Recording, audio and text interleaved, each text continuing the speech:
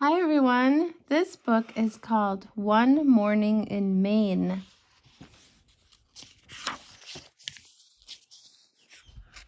Maine is a state far away from us. One morning in Maine, Sal woke up. She peeked over the top of the covers.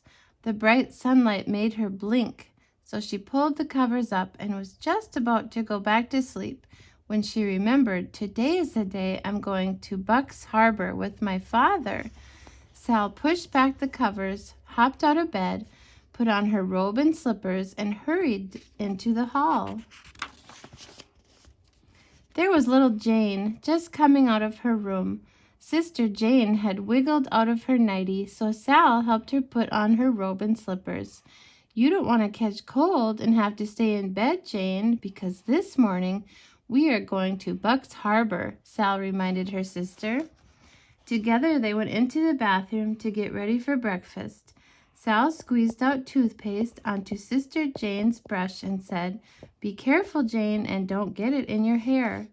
Then she squeezed some toothpaste on her own brush, and when she started to brush her teeth, something felt very strange. One of her teeth felt loose. She wiggled it with her tongue, then she wiggled it with her finger. "Oh dear," thought Sal, "this cannot be true." Standing on the stool, she looked in the mirror and wiggled her tooth again. Sure enough, it was loose. You could even see it wiggle. "Mama," she cried, "one of my teeth is loose. It will hurt and I'll have to stay in bed. I won't be able to eat my breakfast and go with Daddy to Buck's Harbor." She came running down the stairs and into the kitchen. "Why, Sal," said her mother, "that's nothing to worry about. That means that today you've become a big girl. Everybody's baby teeth get loose and come out when they grow up. A nice new bigger and better tooth will grow in when this one comes out."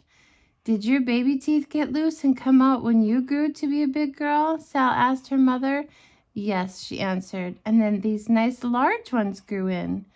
When Penny grew to be a big dog, his puppy teeth dropped out too." "And will Jane's get loose too?" asked Sal. "Yes," said her mother, "but not for a long time. Not until she stops being a baby and grows up to be a big girl like you. Jane is so young that she hasn't even grown all her baby teeth yet. Now let's all go upstairs and brush our hair and get dressed for breakfast." "It feels so different to be a big girl and have a loose tooth," said Sal, "especially when you are chewing. When is it going to come out?" "Perhaps today, perhaps tomorrow," answered her mother. "But when your tooth does come out, you put it under your pillow and make a wish, and your wish is supposed to come true." "I know what I'm going to wish for," said Sal. "A nice cold chocolate."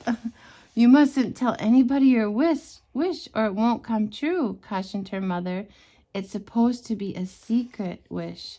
Now finish your milk, Sal, then you can go out on the beach and help your father dig clams for lunch." "I'm a big girl and I can help him dig a lot of clams fast," said Sal, "so we can hurry up and go to Buck's Harbor." Look at, she spilled her milk and the kitten's lapping it up. After breakfast, when Sal went out to help her father, she saw a fish hawk flying overhead, carrying a fish. See it up there? Yeah. "I have a loose tooth," Sal called up to the fish hawk. The fish hawk flew straight up to her nest on top of the tree without answering. She was too busy feeding breakfast to her baby fish hawk.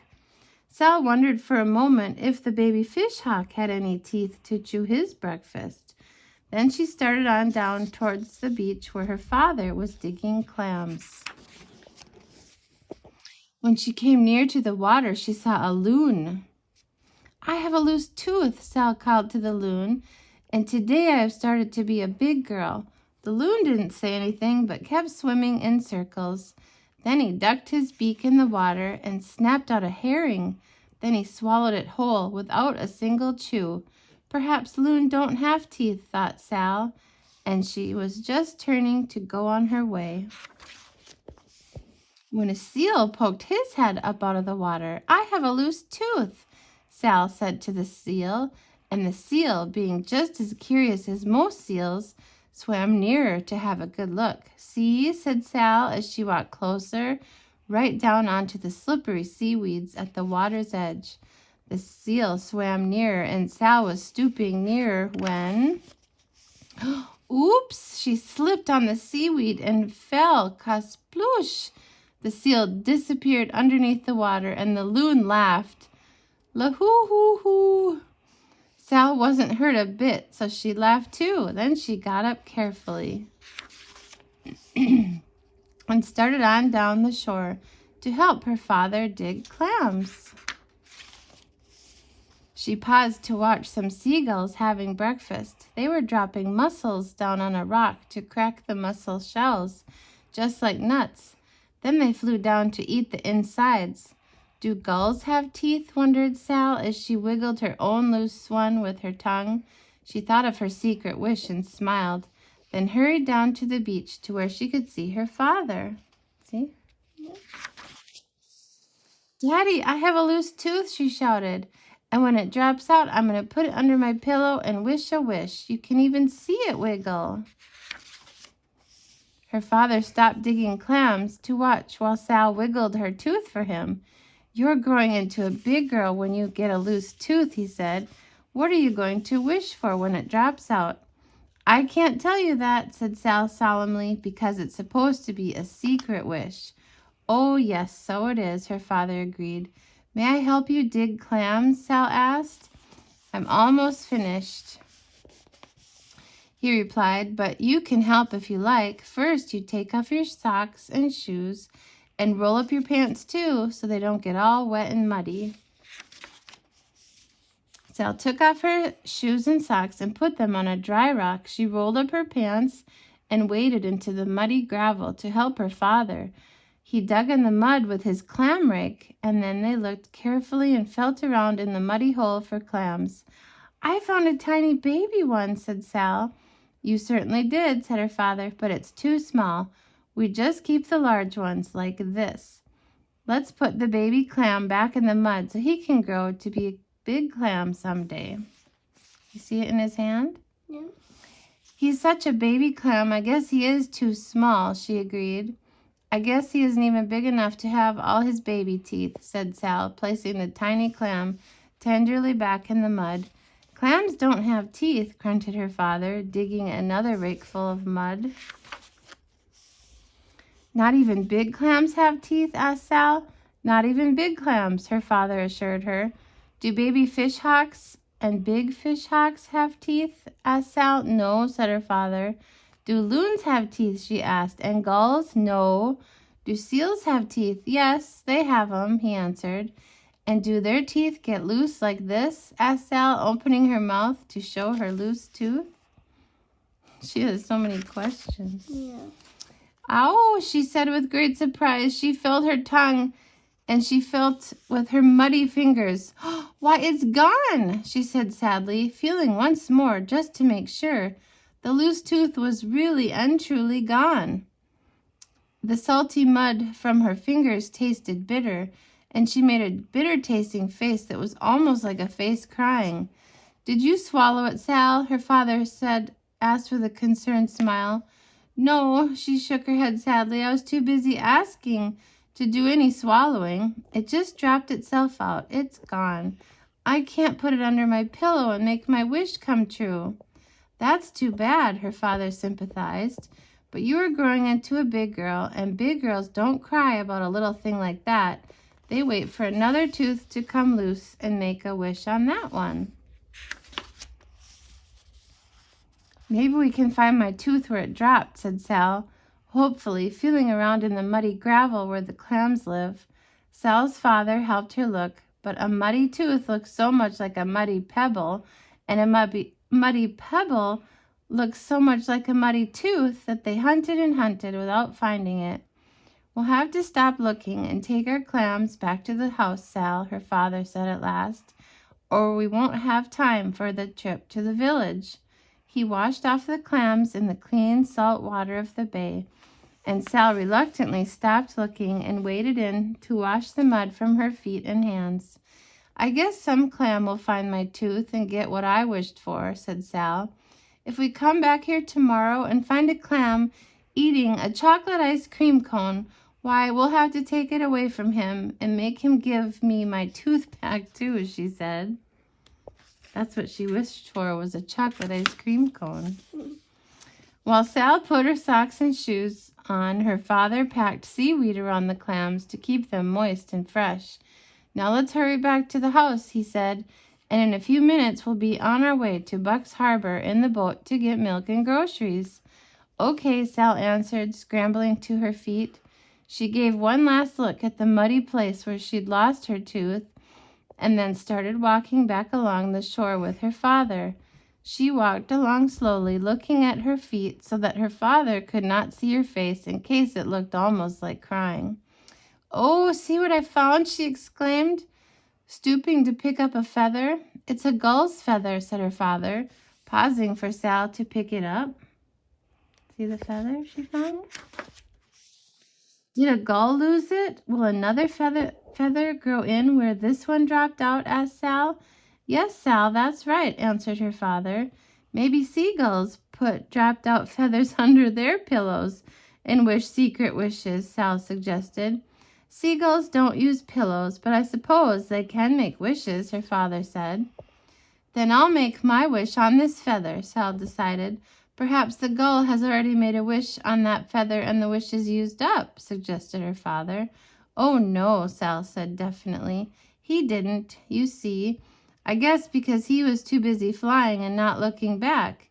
He didn't notice it was loose when he brushed his feathers this morning, so he didn't expect it would drop out. He doesn't even know it's gone, she convinced herself. She closed her eyes tight and wished her secret wish. When they reached home, Sal's mother and sister Jane were waiting with a box of empty milk bottles to return to the store and a list of things to buy.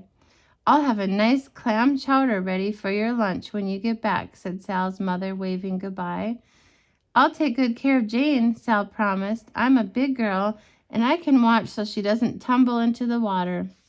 Sal and Jane and their father went down to the shore and got aboard their boat. Sal and Jane put on their life preservers while their father prepared to start the outboard motor. He pulled and he pulled on the rope to start, but the outboard motor just coughed and sputtered and wouldn't start. I like that boat. So he had to row the boat all the way across the bay to Buck's Harbor where the store was. We drive a car to the store. They have to ride a boat to the store. The harbor was full of boats, and Sal's father rowed their boat among them up to a landing and tied it so it would not drift away while they were at the store. They all climbed ashore, and Sal's father brought along the milk bottles. He brought the outboard motor, too, so Mr. Condon, who ran the garage, could fix it. As they came up the path to the village, Mr. Condon was outside his garage putting gas into a car. I have a tooth out, Sal greeted, and our outboard motor won't run. My, such trouble, Mr. Condon commented after he had admired the empty place where Sal's tooth was missing.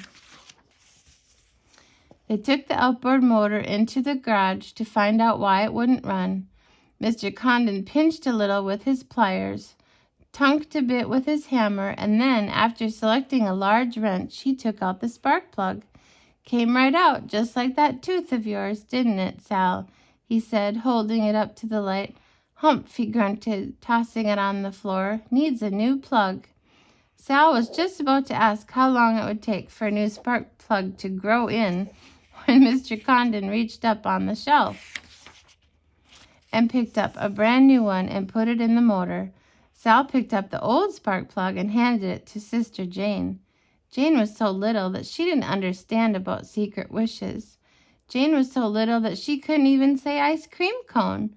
So Sal wished the secret wish for Jane on the spark plug.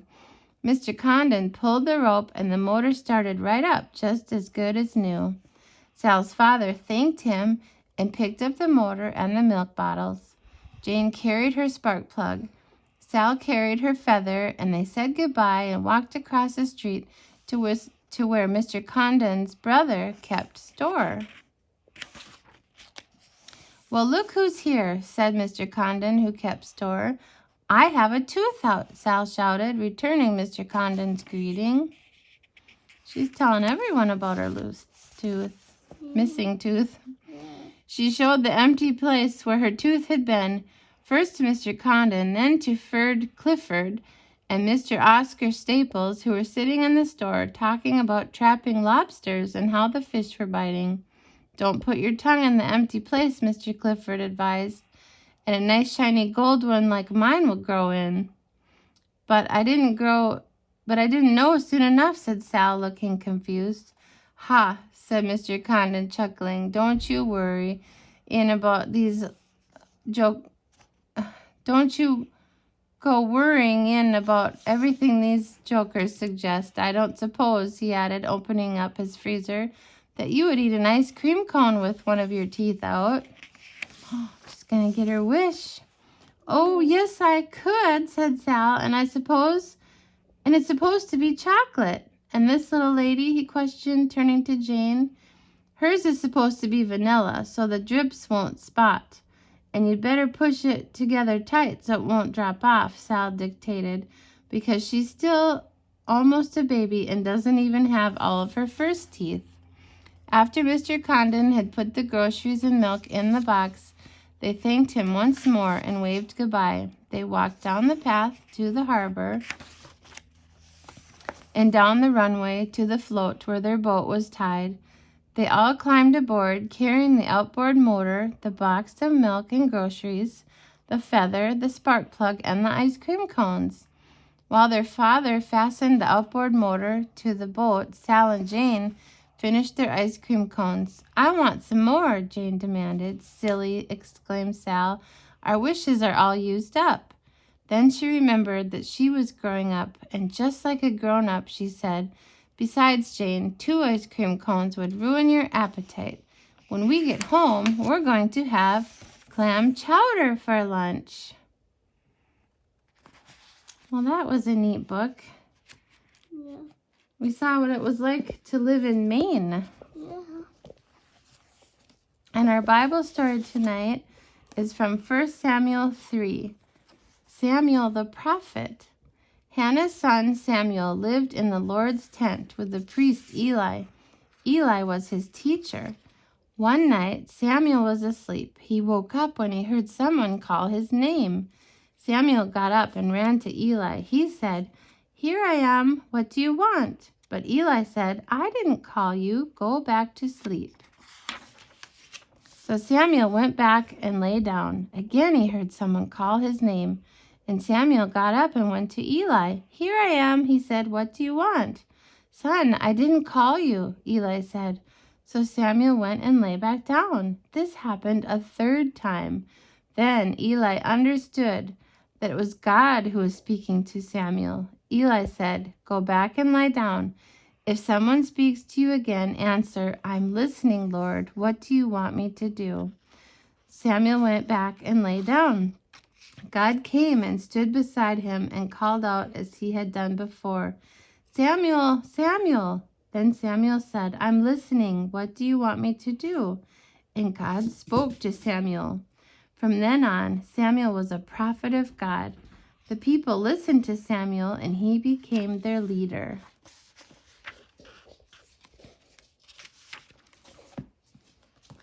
Good night.